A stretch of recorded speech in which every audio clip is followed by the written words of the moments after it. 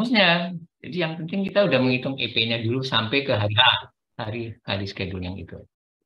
Use this formula based on BAC if you are under budget. Gunakan rumus ini kalau harga uangnya di bawah budgetnya. Gunakan rumus ini jika anggarannya di atas uh, budgetnya, gitu ya. Kemudian ada berikutnya lagi varian age complete. Ini ada beda ya, estimated age complete dengan varian age complete, gitu ya. Kemudian ada satu lagi nanti apa variabelnya apa gitu. Oke, nah kita hitung masing-masing dalam bentuk table, bukan dihitung satu persatu. Dia ngitungnya dalam bentuk table. Oleh karena itu kita menggunakan sistem. Sistemnya ya sistem cash flow gitu ya. Dibuatkan kalau belum ada ya sekarang mikirkan dibuatkan untuk perusahaan-perusahaan yang lain kalau mau buat.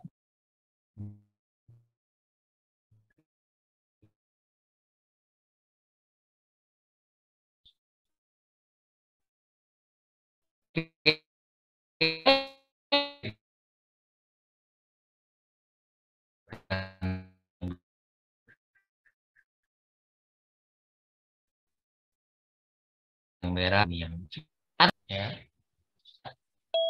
EP merah ini, AC hijau sini. Anggarannya masih di atas, gitu ya. Artinya bahwa kita aman di ke setelah hari ketujuh ke belakang itu masih aman. Cuman EP-nya kurang baik. EP-nya kurang baik, kinerja kurang baik dia. Apakah terlambat? Enggak, jadi mungkin kualitasnya kurang. Oke, kemudian kita lihat yang kedua, contoh yang kedua. Ini garis EP-nya naik. Nah, jadi sebenarnya bagus. Ya, jadi agak bagus, tapi yang lain pun naik juga harganya. Nah, artinya kalau waktu dan yang hijau dan biru itu di atas ini, itu mesti ada sesuatu yang akan terjadi di belakang. Kurang uangnya, waktunya kurang, gitu ya. Itu pasti akan terjadi di sana. Oke, nah ini yang saya katakan rumus kurva S-nya itu mirip kurva S-nya ya. Jadi setelah lihat ya pengertian-pengertiannya. Cost varian. Nah, kalau cost variannya lebih kecil dari nol, berarti over budget. Kalau cost varian, ini sebaliknya ya, kalau cost varian lebih besar dari nol, di bawah budget. Kemudian indeks, pengertian cost indeks itu lebih kecil dari satu, itu over budget, malah kebalik dengan yang sana gitu ya. Gitu. Iya, karena ke CPI-nya kurang. Kurang. Jadi CPI itu kan kinerja ya, kinerja dari perusahaan itu bekerjanya mantep enggak, baik mana, kualitasnya kurang apa enggak dan seterusnya. Kalau kurang dari satu, nah, itu akibatnya atau kita menduga mesti akan terjadi over budget. Gitu. Nah, ini gambarnya sama seperti tadi. Sini ada beberapa nilai lagi EP, AC,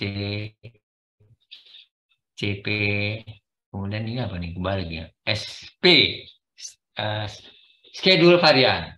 Schedule varian. Schedule varian itu yang garis kurung kurawal ini ya, kurung kurawal ini. Kalau CP kurung kurawal ini varian gitu ya. Kemudian yang mana lagi itu? Udah. Yang di sini time dan sebagainya. Nah, yang menarik gimana cara menghitung titik-titik ini? Ini kan ada titik-titiknya juga. Ini dihitung sama dengan kumulatif masing-masing nilai yang sudah ada tadi itu dihitung. Nah, ini kan sudah ada nilainya. AC, kemudian dari sini sudah ada nilainya. Yang belum ada itu yang prediksinya atau yang kita sering sebut target goal variabelnya itu. Yaitu sini yang atas. Oke, kemudian, nah ini contoh hitungnya.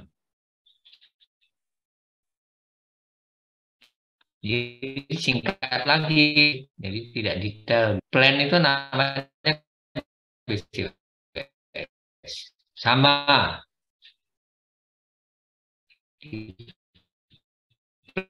Plan. Kalau menggunakan plan of Kemudian ACWP aktual, kemudian WCBP nilai. Kita buat gambarnya supaya saudara tahu yang namanya anti AC-nya apa, BC-nya berapa, apakah perusahaan itu rugi. Jadi kadang-kadang data ini yang sudah diolah, ya, yang store perusahaannya tadi atau bagian akunting. Nah,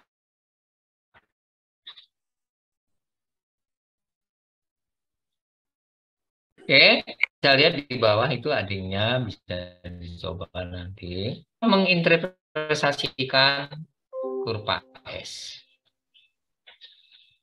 Investasikan cara memberi informasi apakah proyeknya itu on control, terkendalikan atau tidak. Nah, dari sini saja. Gambar sebelah kiri, kurva hijau actual cost di atas rencana dengan variansi positif sebesar 7. Ini dihitung dari sini. Ini cara ngitungnya ya. Pakai rumus tadi, ngitung per masing-masing item ini.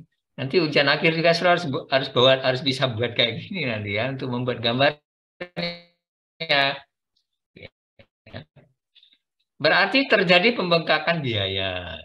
Ini sekali lagi, kalau hijaunya di atas ya pembengkakan biaya. Kalau yang bawah, yang ini plan yang merah, yang hijau adalah aktualnya. Hijau. Artinya bahwa kemajuan aktual di bawah kurva direncanakan dengan varian negatif kemudian proyek terlambat. Nah, begitu juga. Jadi di atas sama di bawah itu terhadap kinerja proyek belum tentu sukses gitu ya. Ini terlambat ya. Kalau lihat ya. Jadi kalau yang hijaunya di atas itu biayanya mahal. Kalau yang hijaunya di bawah waktunya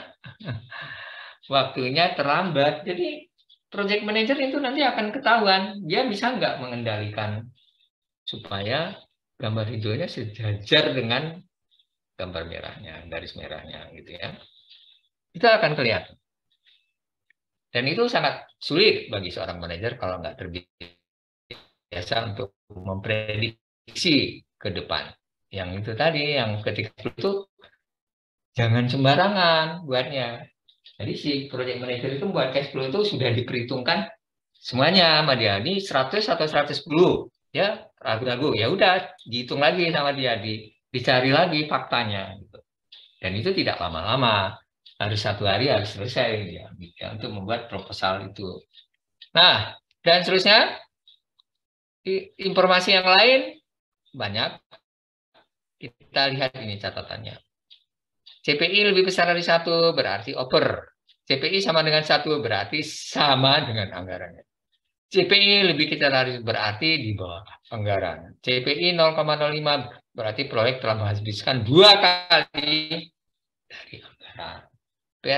CPI 1 sama dengan sesuai anggaran seperti di atas. CPI 0 berarti proyek belum selesai. Sama seperti di atas. Itu CPI, cost per month. Sekarang schedule. Nah, kalau tadi cost, masalah biayanya lebih atau kurang. Bangkrut atau enggak nanti ya. Kalau schedule, lihat di sini, SPI lebih besar dari 1, sama seperti di atas. CPI lebih besar dari 1, oper. Sini, opernya terlambat, gitu hasilnya. Hampir sejajar ya. Over budget berlambat bisa seperti itu. Sama. Jadi maksudnya sejalan gitu ya. Over budget ya berarti nanti terlambat budgetnya. Nah, dan seterusnya kalau seandainya sama dengan 1 berarti sesuai dengan jadwal, lebih kecil dari 1 berarti proyeknya bisa lebih cepat dari jadwal. Oke. Berarti kami telah melakukan 5 kali pekerjaan lebih cepat dari yang sekarang. Itu dia. Itu tuh bisa dihitung lewat sini. KSPI-nya 0 berarti pekerjaannya belum dimulai. Gitu. Ya. Nah, ini interpretasi yang lain lagi. Nanti saya kirim datanya. Ya. Kasus 1, EBC ini jika diharapkan tren yang sama sampai akhir. Kasus 2, jika pekerjaan yang akan datang dilakukan pada tingkat yang direncanakan. Ya. Kasus 3, pengertiannya.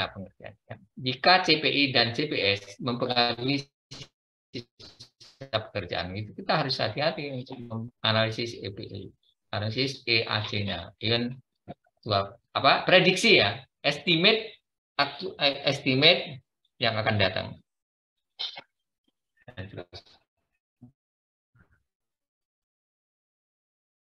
Nah, sekarang ada lagi TCP. Ini angka lagi nih ya. Ini tadi rumusnya udah ada semua di atas. Rumusnya sudah ada semua di atas. Nah, nanti saya cari lagi untuk mencobanya. Ini rumusnya. TCPI. Nah, ini TCPI. Udah ada. To complete permohonan. STC. Estimate to complete. Ya, kemudian BAC ya. BAC mana dia? BAC-nya sini nggak ada ya. BAC itu actual cost, budget actual cost mana dia? Budget. Nah di sini ada risk ya. Jadi kalau nanti jadwalnya masih di bawah yang end value, itu ada risiko yang harus dihindari. Ya. Oke, saya lanjut. Nah, saya lanjut mana tadi? Nah, sampai sini. Ya, habis untuk pengendalian proyek ya. Jadi pengendalian proyek itu sangat dipentingkan oleh manajer dengan membuat kurva S. Setelah langsung menggunakan tools, maka kurva S-nya akan hitung. Akan diminta masukan pembelian berapa, apakah ada lagi masuk. Kalau cash flow kemarin kan ada uangnya masuk juga. Nah, itu dihitung juga. Jadi nanti akan menyeimbangi. Ya. Oke, kemudian ada pertanyaan sampai di sini masalah tentang control cost. Nah, artinya control cost sekali lagi hati-hati kalau nanti tengah jalan udah lebih biayanya, nanti nggak sanggup bayar pekerjanya. Kan proyeknya miliaran kan, bukan kecil-kecil proyeknya. Proyeknya nanti besar-besar. Jadi perlu banyak uang untuk meng-hire para pekerjanya. Kalau hanya kecil-kecil bubar gitu ya nggak ada masalah gitu ya. Kalau proyeknya besar-besar itu banyak yang diperlukan gitu kan. Anggarannya maksudnya. Tuh. Oke, ini gambarnya saya di mana? Ini. Udah kelihatan gambar saya? Belum? Kelihatan, Pak. Mana gambarnya? Di sini. Iya, udah. Sama saya kok.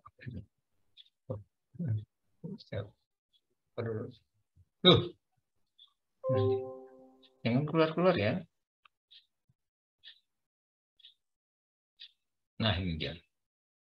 Oke. Kembali ke slide saya. Nah, gitu ya. Oke, saya ganti kameranya. Mana diganti kameranya? Oh, sini. Set up video. High definition. Nah, itu dia. Ya. Oke. Sudah yang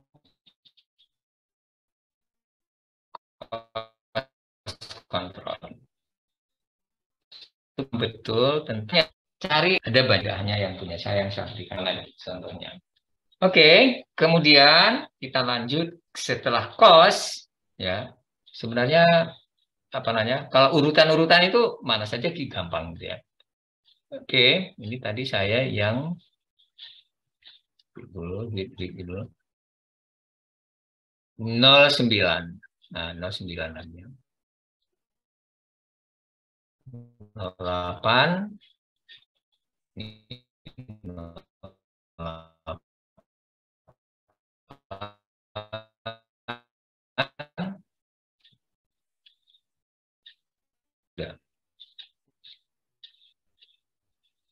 Nah, manajemen biaya proyek.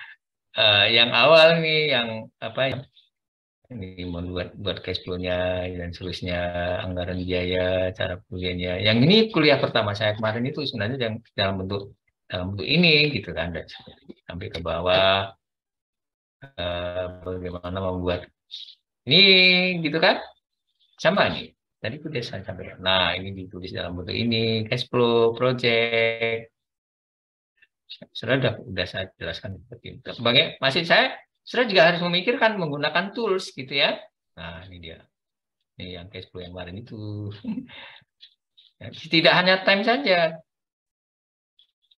uh, cost cash atau costnya itu memang dipecah, ya, pecah banget.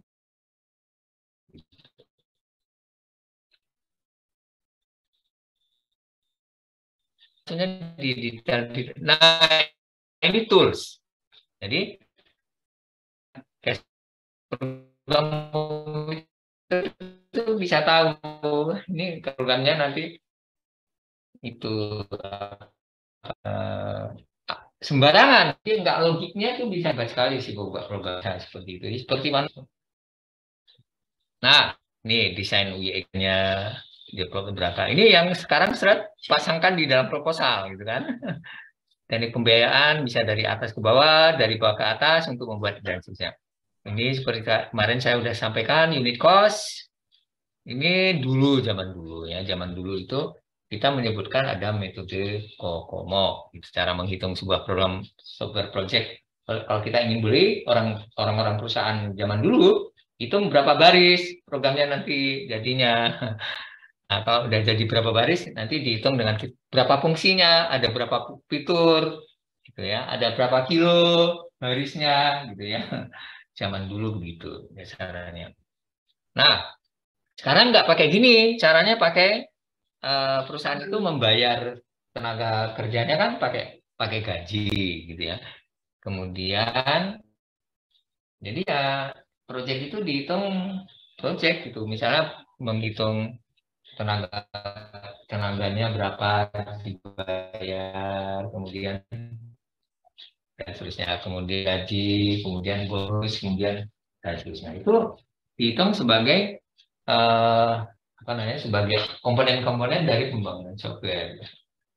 Sekarang ada lagi kalau beli lisensi, beli library itu nggak dimasukkan. Gitu. Oke, ini sebenarnya sudah lewat. Mengapa kita perlu buat ini? Kemarin itu yang saya bilang itu ya, itu sangat penting. Oke, dan kemudian saya lanjut ke yang 9.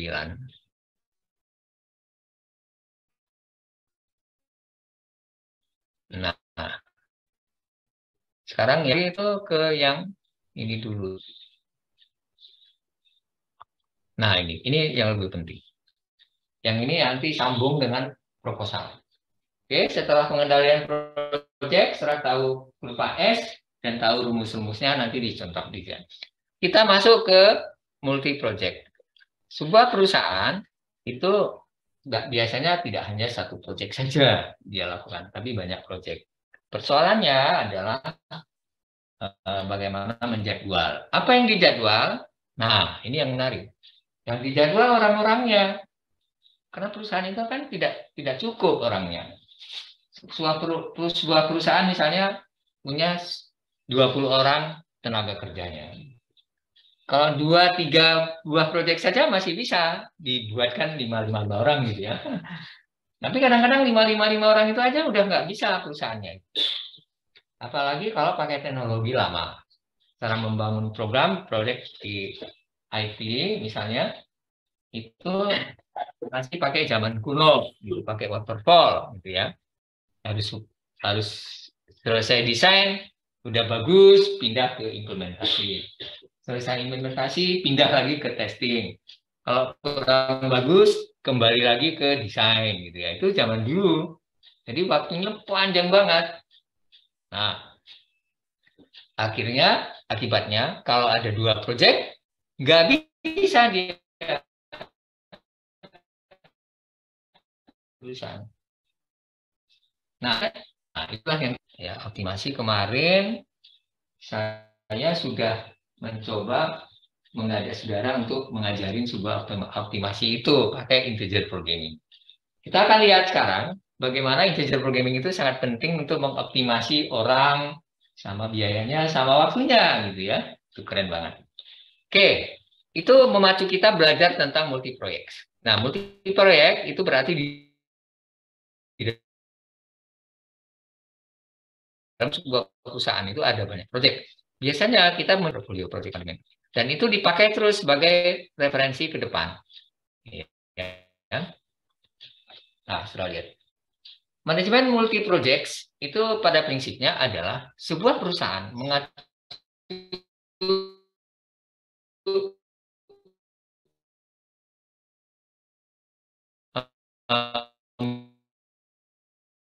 banyak proyek untuk seluruh itu ada kurang. Pokoknya kalau kurang, ada kurang apa? Ya orangnya, ya waktunya, ya anggarannya juga. Pikirkan solusinya, yaitu mencari perusahaan proyek yang mana yang bisa dipilih. Ya, proyek yang mana yang bisa dipilih yang nantinya bisa menang, bisa tidak bangkrut gitu, tidak bangkrut. Nah, itu akibatnya ya. Portfolio mencakup perusahaan, proyek, dan integritas dari orang-orangnya dan sebagainya itu. Karena itu portfolio itu banyak hal yang akan diperhitungkan. Project cost, time, setiap project dikumpulkan dalam semua time. Ya. Increment, waktu, dan sebagainya. 3. Multi project management merupakan tahap lanjut dari project management. Siapa yang mengatur multi project? Pada manajernya manajer proyek si A, manajer proyek 2 si B, manajer proyek 3 si A lagi. Boleh. Kalau si manajernya masih sanggup untuk memanage 2 perusahaan, 2 proyek. Boleh. Kan tadi saya bilang kalau si SDM-nya masih cukup, ya boleh-boleh saja, gitu kan? Oke. Nah, jadi beda dengan single project. Kemudian 4, pada saat yang sama akan terjadi kompleks antara perusahaan antara proyek-proyek dalam perusahaan akan sangat mungkin terjadi. Misalnya pinjam mobil, ngantarin orang-orangnya, itu kompleks nanti. Ini kami butuh orangnya, ini harus mengadakan pertemuan di perusahaan sana. Mobil harus segera dibawa oleh kami. Nah, si A juga gitu, si project manager yang lain. Loh, kami sudah booking loh. Ini seperti banyak sekali hasil aspek-aspek akibat dari mobil. Pinjam mobil saja dan seterusnya itu akan pernah terasa gitu ya. Mobil perusahaan maksudnya ketika akan perlu bertemu dengan stakeholder-nya dan seterusnya. Konflik banyak sekali, konflik antara manajer. Konflik kadang-kadang si manajer yang tadi 2 proyek pegang dia bingung dia itu. Terpaksa harus keluarkan uang cadangan gitu ya untuk sewa mobil. Itu akan terjadi seperti itu. Akibatnya uangnya tambah keluarnya. Ya. Nah, beda dengan cara mengelola proyek sendiri. Manajemen portfolio ada beberapa proyek yang akan diproses secara bersamaan untuk mengejar profit. Nah, saya mengatakan profit ya. Profit itu bisa uang, bisa hasil akhirnya. Nah, ini.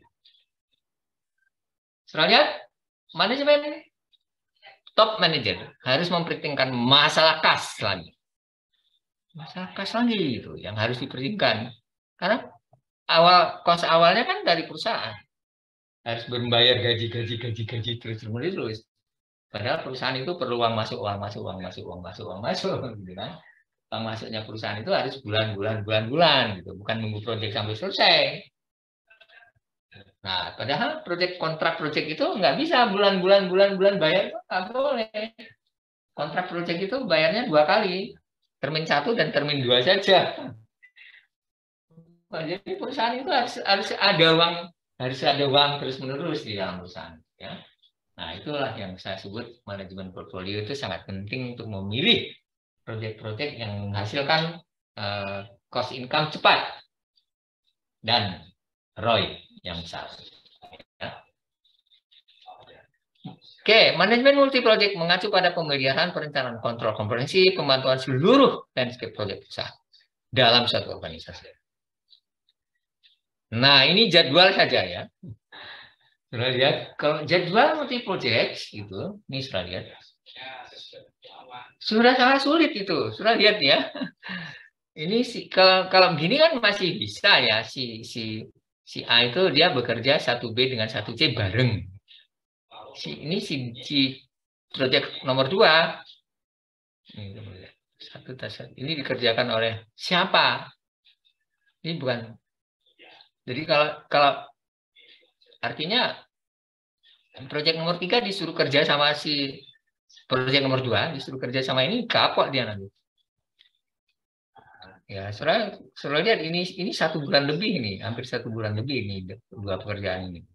Nah, oleh karena itu si project manager harus mencari orang-orang supaya bisa mengisi. Nah, mencari orang-orang itu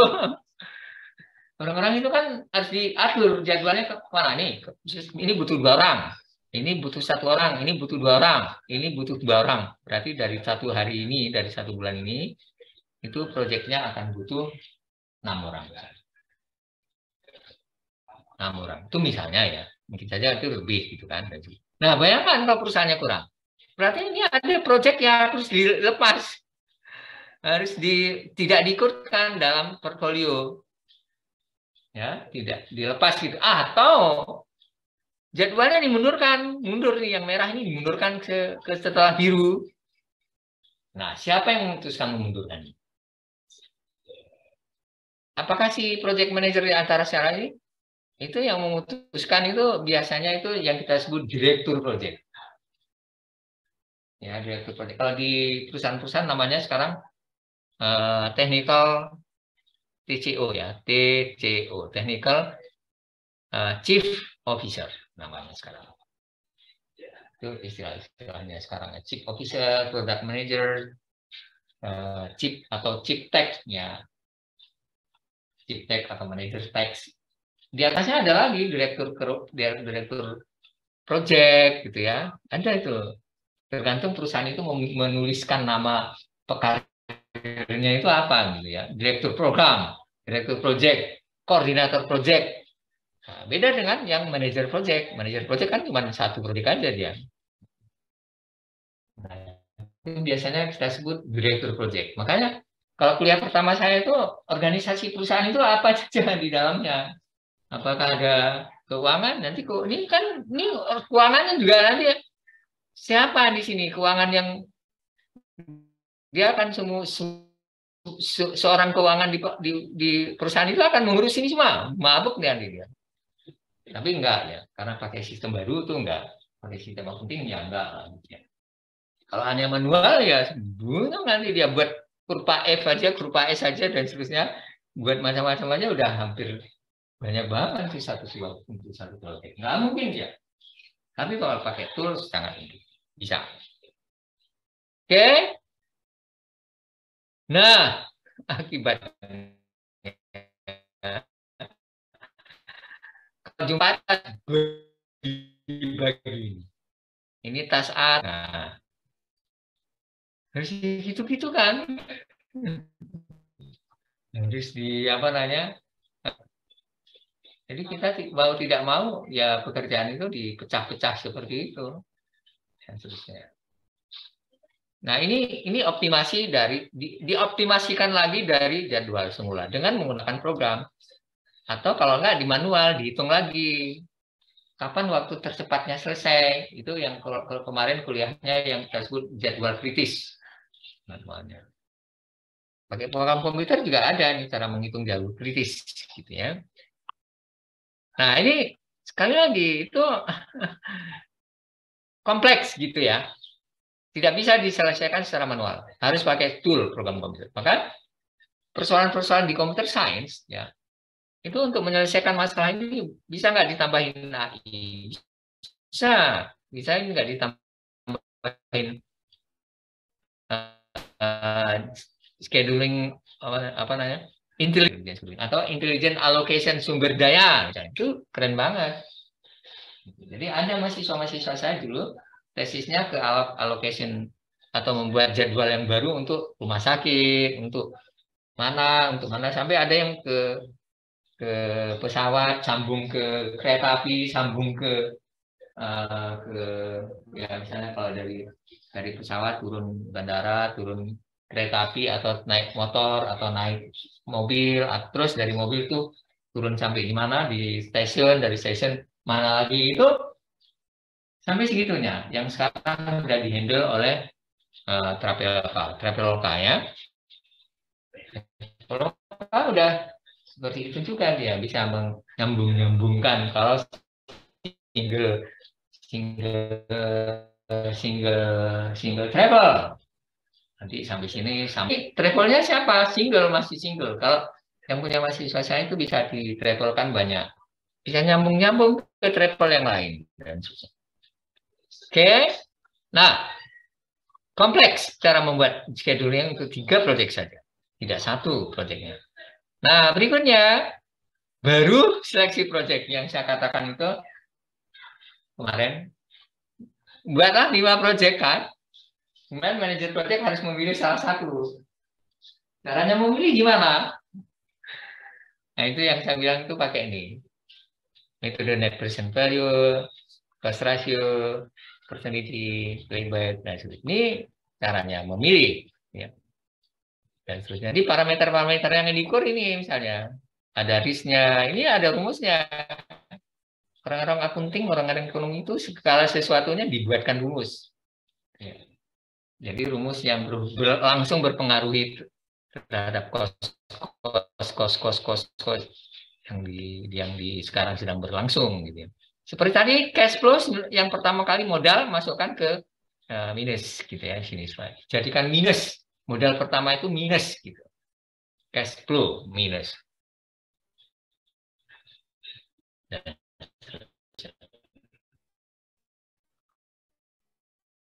Dan seterusnya. Siapa yang menguntungkan antara ya pilih 2, pilih 3 bisa. Gampang gitu dengan menghitung. Kemarin saya udah kasih contohnya itu ya. Ini rumusnya kemarin net present value sudah tahu cara ngitungnya. Ini contohnya cara ngitungnya, itu contohnya cara ngitungnya. Nah, cara menghitung cash 2 project. Nah, ini sudah lihat gambarnya gini kalau dihitung NPP-nya. Apa artinya? Seperti ini. Belakangan risk, belakangan nilai value-nya. Yang bagus mana? Kalau semakin ke sana semakin tinggi risknya, berarti yang kuning nggak akan dipilih. Kemudian kalau yang ke atas NPP-nya semakin besar, harus dipilih. Biru yang akan terpilih. Maybe bisa dipilih. Should avoid. Maybe bisa dipilih. Should select. Oh, yang dipilih sini, sorry. Bukan yang berisiko, yang sini. Should select yang dipilih. Nah, itu ya. Jadi, ini pakai program komputer juga dibuat biar bisa gini. Ini NPP yang pakai rumus Excel dapatnya ini. Ini Excel pakai dapatnya 3. Gitu kan? Ini yang dipilih. Gitu. Nah, ini Roy. Yang saya minta dihitungkan pada saudara. Roy, yaitu menghitung profit berapa persen kita dapat profitnya dari pemasukan itu, gitu ya. Return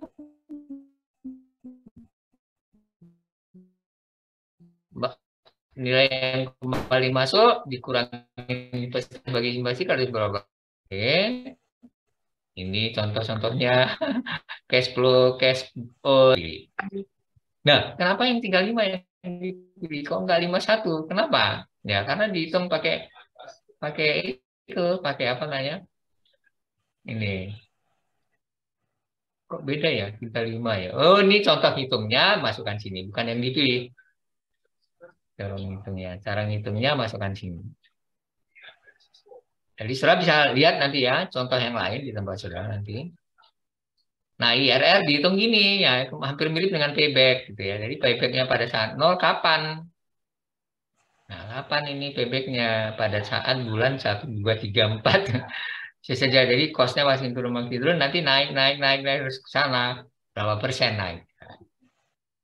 Pada contoh di atas, investasi $50 memiliki IRR 22%. Itu artinya sama saja dengan mendapatkan tingkat pertumbuhan tahunan 32%. Nah, itu juga bagus. Investasinya kan diminuskan, jadi minus income tapi income-nya minus gitu. Nah, contoh seleksi dua proyek. Nah, itu asik toh. Proyek 1 truk, proyek 8 puis, proyek 9 14 space. Pertanyaannya pilih dua proyek. Yang mana kita pilih? Ini ada ROI-nya, di sini ada keuntungannya, di sini ada macam-macamnya. Emisinya, kemudian pengaruhnya, efeknya. Improve productivity, yang ini business opportunity. Sampai segitunya project manager. Ini cara berpikirnya luas gitu ya, tidak hanya kecil-kecil. Ini cara menghitung, saya lihat kita masih menghitung memilih dua project ya. Ini payback beta, payback dan seterusnya. Contoh seleksi dua project, ini project beta sama hampir mirip-mirip gitu ya. Ada yang menguntungkan, ada yang kurang gitu ya. Nah, terus kalau dari sini kita sudah bisa melihat yang mana yang dipilih ya. Yang keuntungan 29%, ini 51%. Jadi setelah yang hijau-hijau itu yang dipilih. Berarti yang akan dipilih nanti yang banyak hijau-hijau itu adalah case project beta. Project beta yang dipilih. Ya, project beta yang dipilih. Oke, ini kembali ke jadwal tadi, multi project. Ini baru jadwal ya. Kita belum masuk ke sini, ke mana? Nah, SDM-nya. Isu-isunya adalah SDM. Multi penjadwal multi tim dan sebagainya. Nah, metode mengoptimasi SDM ya. Ini seperti kemarin saya katakan linear programming, non linear programming, integer programming, dynamic programming dan seterusnya. Keren banget ya. Kalau dari sisi ekonomi, cara menghitungnya adalah nih, payback, diskon, dan seterusnya ini. Internal rate, net present value nih, yang cara menghitungnya. Kemarin kita sudah tahu. Yang belum, yang mungkin sudah cari tahu scoringnya. Scoring itu dirata-ratakan, dibobot-bobotkan antara ini. Nah, yang belum ini, gimana cara mengoptimasikannya? Ini contoh. Ya.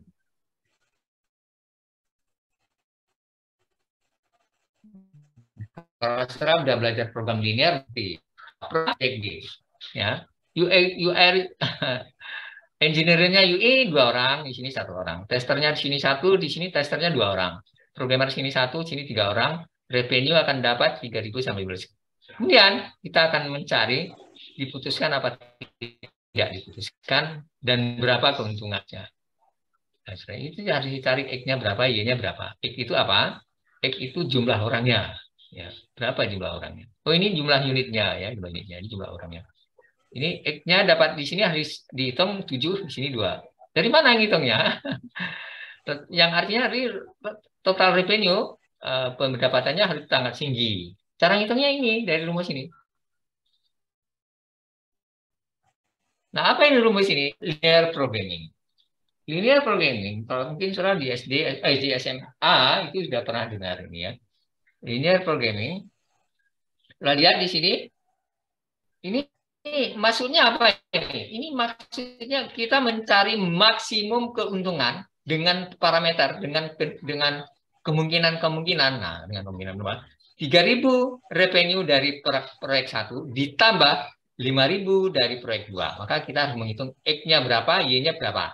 Tim caranya untuk kita buat itu gitu ya. Nah, cara menghitungnya ini ada panjang namanya ada ada inverse matrix ya apa namanya ada langkah-langkah programming linearnya di sini panjang jalannya. Ini kalau dua variabel, kalau makin banyak variabel makin sulit lagi nanti ya. Karena kan dibalik-balik ya. Pertama di X-nya dinolkan, jadi dibagi dua, dikurangi satu, gitu kan? Di sebelah kanan semua tinggal Y-nya gitu dan seterusnya, gitu kan? Nah, solusi linear programming adalah ini program yang mencarinya. 7 itu dicari oleh hubung dengan mungkin kita nyarikan. Kalau kita nyari tadi itu 2Y2 gitu kan lama cara nyoba-nyoba gitu.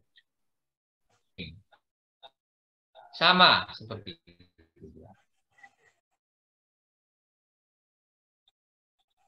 Ini 4 bulan dimnya bulan Januari ya sorry pada Januari beberapa hari siapa yang dari proyek 1 2 3 menghitungnya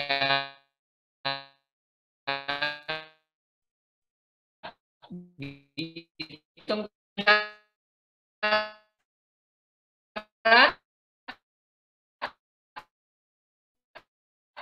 2 4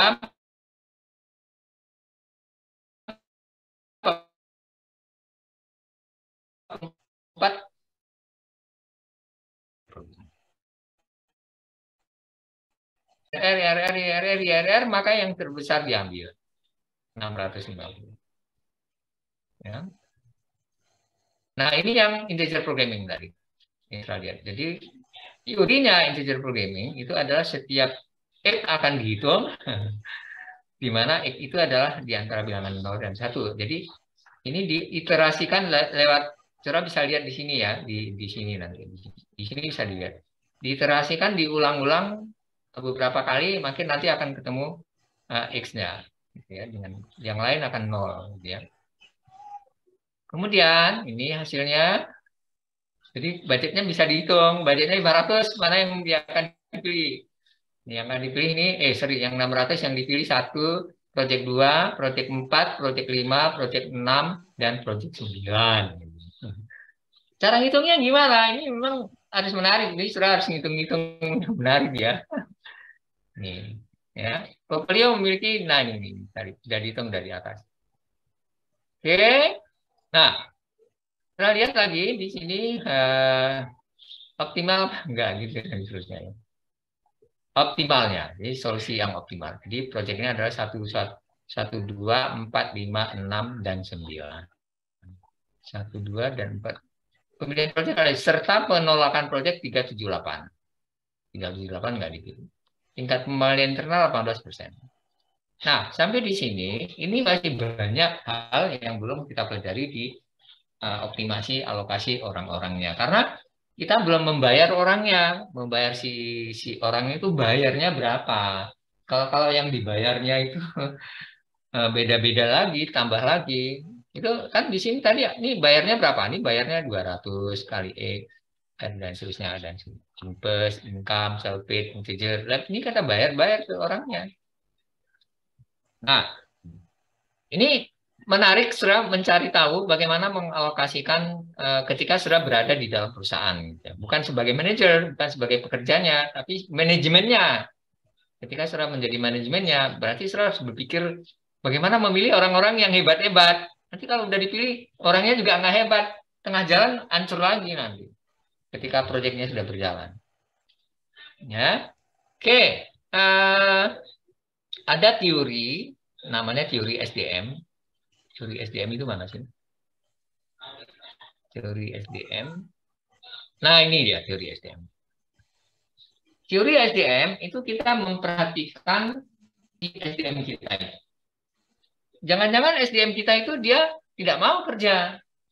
Malas dia kerja. Gitu ya.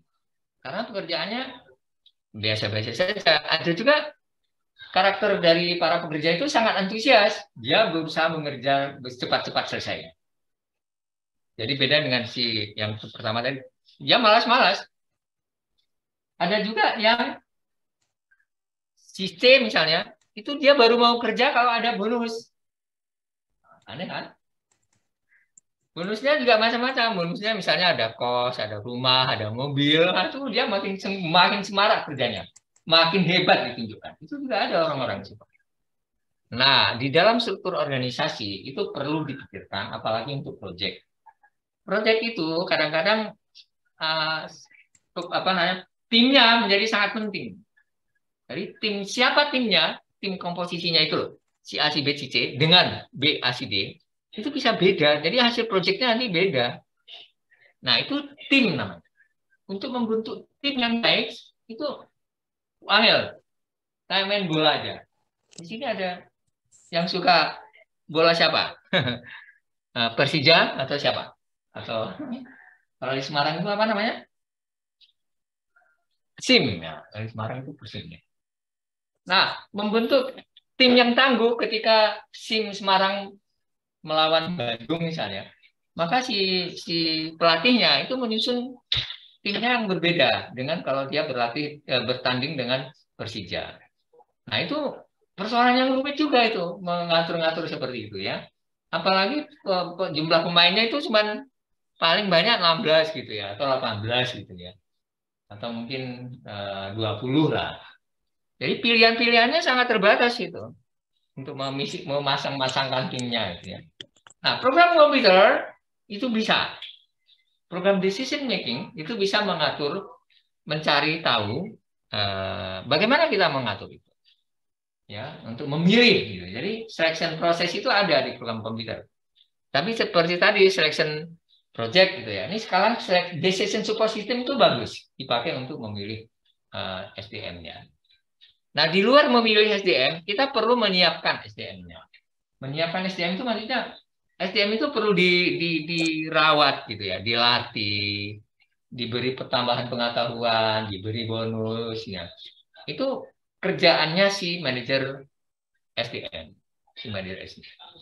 Nah, di sini kerjaan si manajer SDM itu bukan berarti bukan orang IT ya. Orang IT juga harus pintar cara melatih programmernya, cara melatih UI UX-nya, cara memelatih si testernya. Itu harus harus dilatih gitu ya. Siapa yang melatih?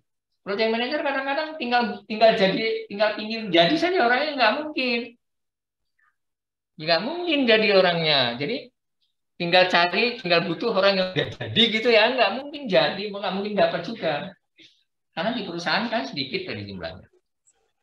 Nah, oleh karena itu, di perusahaan itu perlu ada divisi SDM untuk mengembangkan. Jadi kalau nanti proyeknya selesai, dievaluasi orang-orang yang kurang pintar dilatih lagi. Dilatih programmingnya, dilatih apanya, diberi tambahan, di workshopkan, disekolahkan. Banyak hal yang harus ditanggung oleh perusahaan. Ya. Nah, tapi menariknya di manajemen project beda dengan perusahaan-perusahaan yang bekerja rutin ya. Karena di manajemen project kita mengejar target. Jadi orang-orang itu berlari gitu, bekerjanya sambil berlari gitu ya, istilahnya berlari. Berkejaran dengan waktu. Oleh karena itu orang-orang yang tangguh dalam bekerja ini sangat dibutuhkan. Nah, ini dia. Pentingnya manajemen SDM itu adalah mencari orang-orang yang tangguh dalam mengerjakan proyek. Itu tidak mudah gitu ya, untuk mencari orang-orang yang tangguh, hebat, energik, punya inovasi yang cepat, itu tidak mudah. Ya. Ya. Kadang-kadang si project manager aja itu juga bisa collab gitu ya. Collab dalam arti kadang-kadang dia kehilangan mood gitu kan. Nah, oleh karena itu manajemen sumber daya di sini sudah baca adalah kunci sebagai sebuah perusahaan untuk berorientasi pada project. Setiap sebuah project atau yang baru mulai, maka konfigurasi timnya itu bisa berubah-ubah. Tidak harus sama timnya lagi, bisa berubah. Karena project itu beda-beda. Perusahaan yang memiliki SDM menghandle akan memberikan dukungan yang memadai bagi tim proyek, maka akan mengurangi risiko dalam proyek pasti. Ya. Jadi kalau ada tim yang tangguh, risiko tadi cost-nya berlebihan, waktunya lambat, itu bisa dihindari dari awal. Karena si orang-orangnya orang-orang kuat. Ayo kita lembur. Ini satu hari pekerjaan kita banyak sekali tertinggal. Ya siap. Siap. Nah, itu makanya perlu kita manajemen SDM gitu ya. Ini manajemen SDM itu satu bab sendiri, gitu ya. Satu bab sendiri juga. Penelitian menurut Martina Humans, manajemen sumber daya manusia di organisasi yang berbasis proyek itu harus dilakukan dengan sangat bagus gitu ya. Karena apa? Pendekatan yang dilakukan untuk SDM manajemen proyek dengan pendekatan untuk perusahaan yang tidak ada proyek beda. Bedanya apa? Ya, karena kalau yang perusahaan biasa tanpa proyek, cara melatihnya atau cara targetnya perusahaan itu kan beda. Mereka kerjaan setahun itu nggak ada pokoknya. Kalau ini perusahaan ini kerjanya setahun itu udah 10 proyek gitu ya. 5 proyek gitu. Gimana cara menyelesaikannya kalau nggak dilatih dengan cepat? Nah, itu berbasis target project. Beda dengan berbasis visi organization, misi perusahaan gitu ya. Walaupun visi misi perusahaan itu bisa dititipkan ke project gitu ya. Oke, seperti dalam hal struktur manajemen, penghargaan, rekrutmen, dan sistem kinerja itu yang perlu dimasukkan ke dalam penghargaan kepada si SDM. Setelah lihat, seperti tadi di dalam perusahaan itu punya banyak proyek, HR-nya cuma sedikit, humannya, ya. Ini proyek 1, proyek 2, nanti kalau tambah lagi proyeknya, HR-nya kan nanti jadi rebutan. Padahal semuanya menguntungkan. Semuanya menghasilkan untungan yang besar, 100%. Nah, itu gimana caranya untuk mendapatkan EM itu? Orang-orang dalam perusahaan adalah kunci untuk perusahaan. Manajemen SDM akan meningkatkan peluang untuk sukses. Manajemen SDM perusahaan dapat mengambil manfaat dari prinsip-prinsip manajemen. Peran dan tanggung jawab menjadi lebih jelas. Gitu ya. Asik gitu ya. Nih. SDM Project beda ya, SDM Project. SDM Project adalah komponen manajemen yang sangat penting yang diperlukan terutama dalam bidang IT, di mana orang-orang yang berkualitas sangat penting dipertahankan oleh project manajernya. Nah, lihat di sini untuk bisa sukses ini harus diperhatikan semua. Harus diperhatikan semua. User memanage orang-orang ini harus efektif, harus efisien, harus ekonomis. Jadi tidak boros-boros juga. Gajinya 100. Ya harus kerja sampai 100 juta. 100 juta. 10 juta. Ya harus bekerja 10 juta. Nggak boleh dia nanti bekerjanya sama seperti 8 juta misalnya. Ya aneh, rugi proyeknya. Jadi nanti kalau si A, ini tim ya, kalau dihitung kerjaannya itu kerjaan berbasis ekonomi, berbasis efisiensi, berbasis dia betul-betul dihitung. Kalau kamu bekerja bagus dan terusnya gajimu lebih tinggi. Nah, itu gaji project dengan gaji perusahaan itu beda juga cara ngitungnya. Nah, siapa yang menghitung-hitung itu? Itu analisis akuntansi yang itu, analisis SDM yang itu. Yang hitung-hitung itu. Jadi ada gaji perusahaan dan ada gaji project. Kadang-kadang disatukan, nggak ada gaji project, tapi ada gaji perusahaan. Ketika dia masuk di dalam project, nanti dikasih bonus. Nah, semakin dia hebat, maka bonusnya semakin tinggi. Berarti dia mendapatkan gaji perusahaan dan bonus dari hebatnya dia bekerja di dalam proyek itu. Nah, perusahaan-perusahaan itu sudah begitu cara berhitungnya. Jadi kalau perusahaan lagi nggak ada proyeknya, gajinya, katakan gaji UMR gitu ya, gaji UMR itu tidak bertahan. Oleh karena itu perusahaan harus berkuat tenaga untuk mencari uang untuk membayar yang UMR-nya. Gitu ya. Jadi rumit juga itu, mengatur gaji itu rumit. Ya. Makanya saya kemarin bilang kepada saudara, jangan ribut-ributan ya, yang rame-rame undang-undang tenaga kerja itu, udah rumit itu diatur-atur itu, sangat rumit itu diatur itu. Coba ya sudah bandingkan di luar negeri ya, di luar negeri itu perusahaan itu sangat banyak uangnya, mau dia bayarin kepada pegawainya tinggi-tinggi, karena para pekerjanya itu hebat-hebat. Selesai dengan sangat cepat gitu loh. Ya. Makanya kebalik di kita itu. Saya kan kemarin bilang, yo sekali-kali itu sudah terbang ke atas dari udara itu terbang sedikit ke Cina, terbang sedikit ke Singapura, terbang sedikit ke sana. Lihat negaranya. Wah, gedung-gedungnya tinggi-tinggi. Jalan-jalannya bagus-bagus. Indonesia mana? Nah, seperti itu. Sudah bandingkan, komparasi. Kenapa orang-orang sana lebih hebat? Kenapa orang-orang sana dalam membangun proyek jadi bagus? Dan proyek itu bertambah sangat cepat.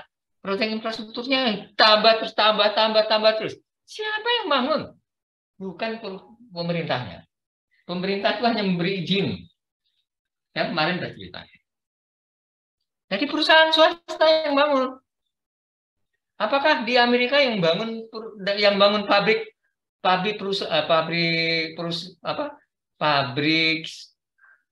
atau industri Boeing itu pemerintah? Ayo, Mas Bakrun, Mbak Bella, Mas Rian, siapa yang bangun? Boeing itu siapa yang bangun? Halo, mana nih? Leno mana? Bella mana? Ayo. Ayo nih, 1, 2, saya panggilkan kok nggak ada ini. Ayo. Leno mana, Leno? Julius mana? Ayo, mana Wahyu mana? Ahmad Alaik mana? Bella Hadir, mana? Pak. Hadir Wahyu nih, Oke. Pak. Oke, coba berikan pendapat. Siapa yang buat Pak, pesawat? hadir, Pak. Oke. Yang membuat perusahaan Boeing itu siapa? Pak Pemerintah? Bigi Habibie. Kan yang di Boeing.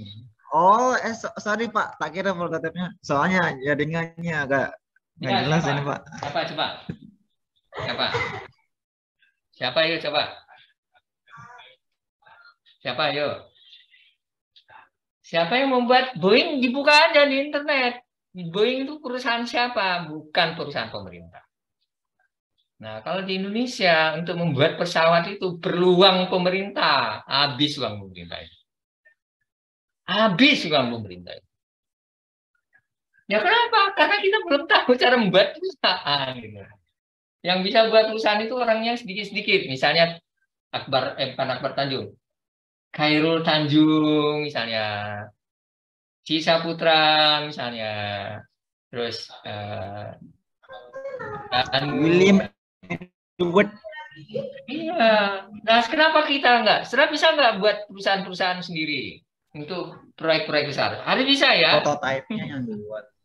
Nah, iya, makanya saya bilang orang-orang Indonesia itu masih belum berpikir yang besar-besar gitu. Semuanya minta pemerintah, pemerintah bangun jalankan, bangun ini. Kadang-kadang ada yang bangun jalan enggak mau masyarakat. Kapan majunya? Majunya daerah situ, daerah yang mau dibangun itu enggak mau. Ya, itu karena merasa nggak perlu, ini nggak usah dibangun sama pemerintah. Orang lain yang perlu, jadi uangnya nggak datang-datang. Nah, makanya saya bilang pesawat ya, contoh pesawat Boeing yang punya Amerika itu. Satu pesawat harganya berapa cuma, Mas Rian? Satu pesawat Boeing 878 itu berapa coba? Coba dibuka di internet. Berapa harganya? Berapa coba? Siapa yang Apa cepat? itu harga apa Pak? Harga pesawat Boeing 787. Coba. Ini saya minta sekali lagi, itu Mbak Leno itu mana? Mbak Julis itu mana? Nanti suara kalau nggak ada nanti saya close loh ya. Saya reject absensinya. Halo Pak. Ya. Halo Pak. 418 triliun Pak. 4 juta US dollar Pak. Kalau di Indonesia kan berapa? 8,5 triliun. Kalau rupiah mana ya? Berapa? 3,3 triliun. Enggak, masih tinggi. Yang 8,5 Pak. Oh. 8,5 triliun. Lihat internet Pak, mungkin belum update. Oke lah, kalau 8 triliun ya. Kalau mereka buat 100 buah pesawat dapat berapa? 102 pesawat sekitaran 333,3 triliun. 333 triliun. Itu dalam berapa lama? Setahun atau 2 tahun? Atau 1 Itu, bulan? Jumlah harga untuk membuat 100 berapa? Intinya jumlah pesawatnya Pak belum dalam ya, pesawatnya mau dibuat 100 buah lah misalnya. Taruhlah 100 buah. Itu berapa lama? 1 bulan, 2 tahun, 3 tahun, 4 tahun, atau 1 tahun, atau setengah bulan? Ayo. kalau masalah jangka waktunya Pak kan kami belum tahu soalnya kan yang ditanya Bapak kan berapa jumlah anggaran ketika membuat pesawat 102 buah 102 biji. Jadi untuk kalkulasinya nanti kan anggarannya akan mempengaruhi jangka waktu untuk pembuatan pesawatnya Pak. Ya iya. Berapa lama itu buat pesawat? Satu buah pesawat itu berapa lama? Terus kalau 100 buah pesawat berapa lama buatnya? Ah, ini dia, saya kasih lihat Kalau ya. kalau semisal satu pesawat dibuat dalam waktu 1 bulan satu pesawat, berarti secara otomatis 102 pesawat itu akan dibuat selama 10 tahun 2 bulan Pak. Ya, ada seperti itu. Coba nih yang lain, yang dari UBL, dari Udinus mana nih teman-teman yang dari Udinus? Keren kamu. Ayo mana? Kan kita misal lah Pak, soalnya kan nggak ada acuan, nggak ada parameternya Pak. Betul. Saya menghargai pendapat, saya suka mahasiswa yang menyampaikan informasinya. Sekarang saya minta yang lain. Siapa ini Mbak Fitri mana? Coba. Ayo Mbak Fitri, mana Mbak Fitri? Ayo. Iya Pak, kalau menurut saya 2-3 bulan Pak kalau sebelumnya gitu. 100 biji pesawat ya? Satu pesawatnya Pak. Satu pesawatnya berapa bulan? 2-3 bulan. Kalau 100 pesawat? Apa? Tinggal dikalikan sih. Kalau satu pesawat. Satu pesawat berapa? Ini ya, saya kasih lihat cara membuatnya. Cara membuat pesawatnya itu bukan satu-satu buatnya. The first day that we signed up for Monday.com, our department was already able to connect our processes, our software. Cara membuat pesawat itu 100 buah sekaligus. Oh, berarti kita yang ngetop Pak, soalnya kan kita fokusnya itu kita menghitungnya fokusnya satu buah pesawat Pak, bukan secara keseluruhan. Justru itu makanya saya tanya orang Indonesia itu Oh, yang makasih Pak. bisa. Coba lihat, mereka membuat pesawat itu dalam 2 bulan, itu bisa dapat 20 pesawat, 100 pesawat itu bisa. Jadi bukan satu-satu buat, selesai satu buat lagi, enggak. Buatnya ribuan sekaligus, sebanyak permintaan. Karena yang buat pabrik. Buat pabrik. Jadi sangat cepat ini buatnya. Semuanya dikendalikan sama robot. Nih, yang masuk yang meminta dibuatkan itu ada Jepang, ada Qatar, ada Australia, ada Malaysia. Jadi setahun itu 100 itu masih kecil. Nah, ini cara buatnya. Pakai semuanya itu. Cat. Itu di sebentar aja jadi itu. Semuanya udah jadi, sebentar saja udah jadi.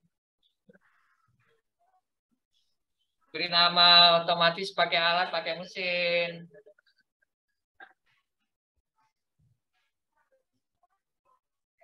Tuh. Itu sebenarnya udah jadi sih. Nggak lama-lama buatnya. Itu. Semuanya pakai mesin buatnya. Ya, artinya kalau mau 100 pesawat juga nggak masalah, mereka bisa buatnya.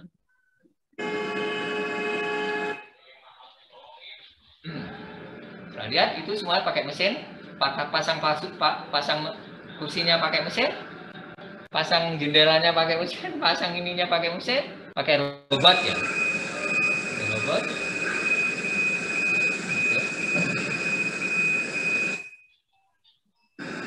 Nah, itu nyambungkannya.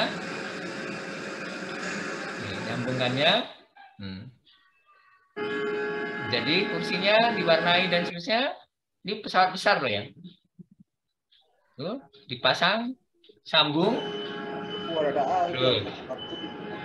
Sambung. Tuh. disambung lagi. Itu di sini satu, di sana satu. Sekalian buatnya. Nah, yang saya selalu sampaikan kepada saudara, lihatlah orang-orang yang maju. Jangan kalau ada orang A bilang B dan seterusnya, saudara langsung ikut percaya. Tapi cari tahu dulu informasinya. Jadi saudara tahu ke depan negara dari saudara. Saudara akan realistis berpikir. Akan sangat realistis berpikirnya. Kenapa orang-orang luar negeri ini bukan governor-nya, bukan presidennya yang kasih uang kepada para perusahaan ini. Tapi si pemilik perusahaan ini yang mengerjakan, membuat pabrik sebesar ini. Itu contohnya bahwa perusahaan-perusahaan di sana itu nggak ada minta uang ke pemerintah. Mereka cari tahu sendiri. Jadi pemerintah itu yang nanti bersyukur, dia dapat duit dari sini, negaranya juga dari kelihatan maju. Hampir semua negara-negara maju begitu. Cina kemarin saya katakan. Mereka buat membuat barang cetakan-cetakan untuk jalan, untuk bangunan. Itu nanti bangun rumah udah tinggal 2 hari aja udah selesai semua gitu ya. Bangun gedung lantai 10, lantai 20, lantai 80 itu seminggu aja udah selesai gitu misalnya. Nah, kembali ke Indonesia. Kapan Indonesia? Apakah sudah akan di situ? Coba. Mas Farul. Mbak Fitri tadi mana Mbak Fitri? Tahu? Mas Waki mana? Halo, ini mana orangnya? Mana? Mana Mas Waki? Mana Mas Waki? Mas Waki. Ayo Mas Waki. Hadir Pak. Gimana Pak? Kapan negara Indonesia mau maju seperti ini? Bisa punya pabrik industri untuk kereta api, untuk kapal. Kapan bisa punya? Ayo.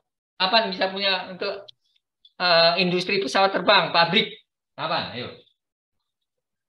Sebenarnya untuk negara kita sudah memiliki atau sudah mampu untuk melakukan pembuatan pesawat seperti beberapa pesawat yang produksi negara kita. Mana kok nggak buat sampai sekarang? Kok nggak buat?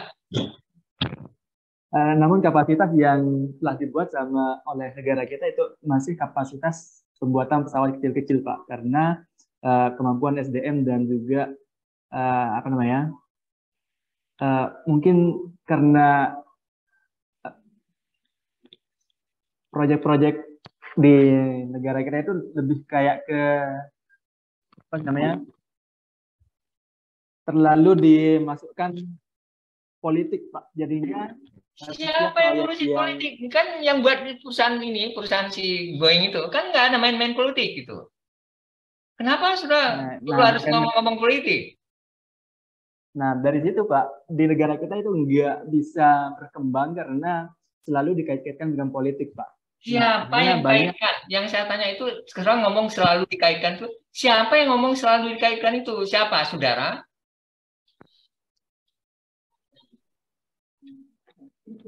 Siapa yang ngomong selalu dikaitkan? Kata selalu dikaitkan. Itu siapa sih yang ngomongin gitu?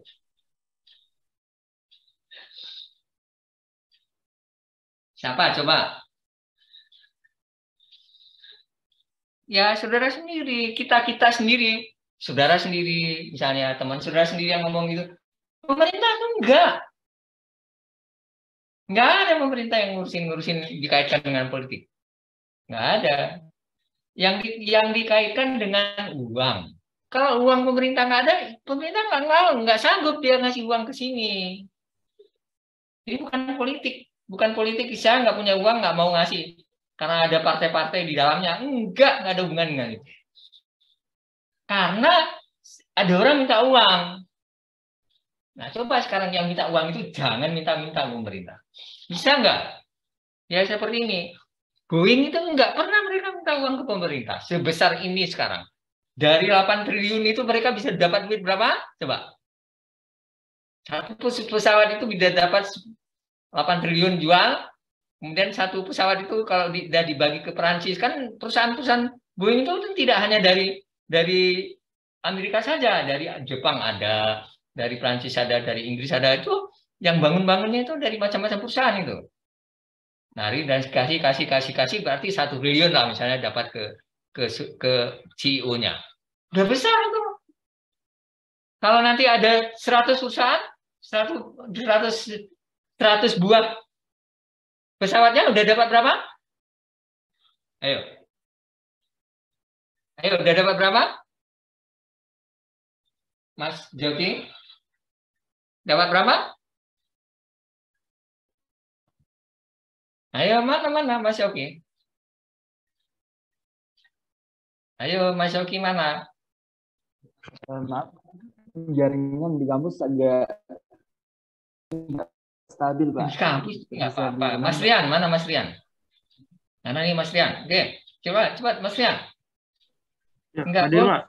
Hmm. Kalau untuk satu pesawat 8 triliun, kalau misalnya di mass production jadi 100 pesawat, menurut perhitungan saya jadi 800 triliun, Pak. Terus dapat keuntungan si pemilik perusahaannya itu, si CEO-nya dapat berapa itu? 10% kemungkinan, Pak. Jadi berapa?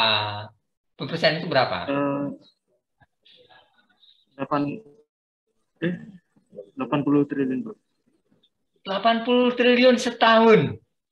Dan mereka tuh udah senang-senang kemana-mana.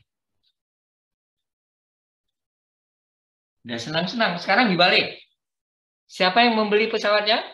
Siapa yang meminta dibuatkan? Perusahaan apa yang buat? Misalnya, contoh-contoh aja, Mas. Silakan. Contohnya Garuda, Pak.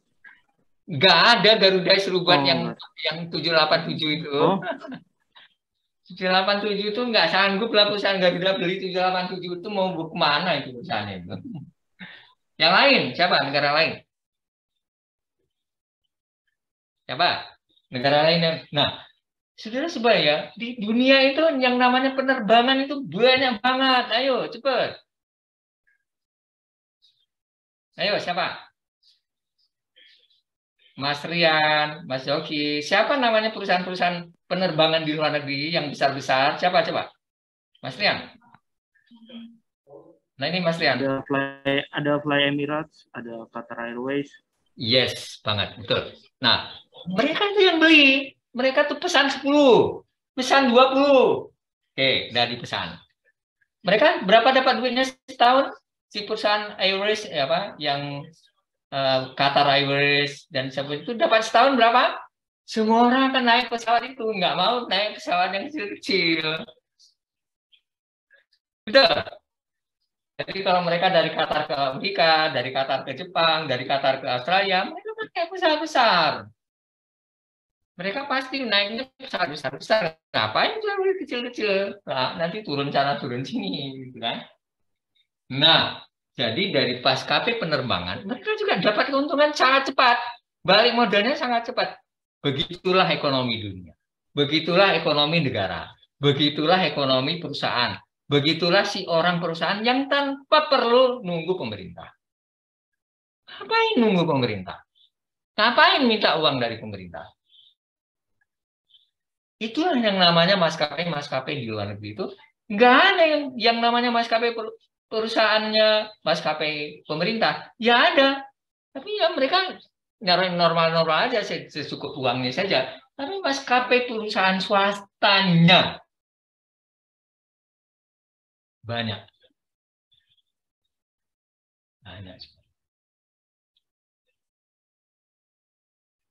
Nah, sama dengan pabrik. Sama gitu ya. Di luar negeri pabrik. Nah, mereka semakin maju. Masyarakatnya yang tidak ikut di pabrik semakin maju karena naik pesawat. Karena naik kereta api cepat, karena naik mobil cepat, karena mobil kapal listrik. Semakin canggih mereka. Nggak perlu berantem. Jalannya diperbaiki. Siapa yang memperbaiki jalan? Perusahaan atau pemerintah? Yuk, coba. Berikutnya, Mas Nopal. Ayo, mana? Siapa yang memperbaiki jalannya? Coba. Ayo. Menurut saya yang memperbaiki jalan itu dari perusahaan swasta, Pak, atas izin pemerintah, Pak. Itulah makanya saya bilang. Itulah dia caranya. Jadi perusahaan yang bangun, kalau nanti nggak bagus, di apa si perusahaannya itu akan didenda. Kalau di Indonesia kan masih campur-campur yang buat. Ada pemerintah, ada orang-orang pemerintah, ada ini tuh uangnya dikasih ke situ, sama-sama uangnya hilang lagi nanti. Nggak sesuai dengan bestek lah apa istilahnya nanti misalnya. Ada yang nanti 2 tahun lagi jalannya rusak misalnya. Itu kalau jalan kampung-kampung gitu ya, atau jalan di kota-kota bukan jalan tol misalnya. Dan sebenarnya jalan tol sekarang siapa yang bangun? Bareng-bareng kan? Ada pihak swasta benar? Nah, jadi lebih maju sekarang kita. Udah mulai maju kita misalnya.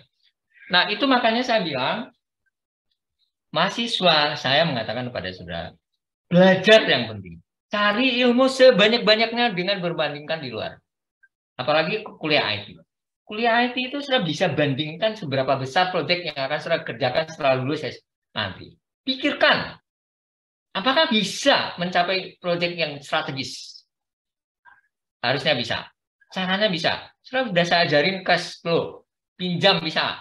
Berapa uangnya akan masuk? Hitungkan. Carikan cost unitnya berapa. 1 hari itu bisa dapat berapa. Carikan, pikirkan. Sama seperti ini. 1 buah pesawat itu akan dapat uangnya 8 triliun. Saudara nggak mikir. Nanti proyek saudara 1 hari bisa masuk uang berapa. Cari tahu. Yes? Benar gitu? Mas Angga? Benar, Pak. Bisa nggak Mas Angga nanti menjadi manajer perusahaan kapal selam gitu misalnya? Amin, Pak. Menjadi manajer, kemudian menjadi pemilik kapal selam yang baru. Tapi bagian IT-nya dari semua. Cari tahu gitu ya. Oke, thank you. Hari ini kuliah saya baru ke SDM. Bagaimana kita membangun SDM. Jadi Mas Menteri itu juga membangun SDM tujuannya adalah menjadi yang baik. Nah sekarang tolong sedang kuliah-kuliah saya tadi itu dicari di internet. Nanti saya kirim slide-nya beberapa yang udah saya catatkan. Ada pertanyaan? Kalau nggak ada pertanyaan, hari ini udah cukup hari ini. Thank you very much. Halo. Terima kasih, Pak. Ya, Terima kasih banyak, Pak. yes, thank you. Maaf Pak, saya belum sempat presensi Pak. Ya, ditulis di bawah. Oh, iya, Pak. Belum absen juga, Pak. Ditulis di dalam grup ya, dalam grup ya kita ya. Tolong ditulis dalam grup ya kita. Oke. Bapak nggak jelas suara Bapak tadi. Absennya di mana, Pak? Dituliskan di dalam WA grup kita. Oh, makasih ya, Pak. Ya.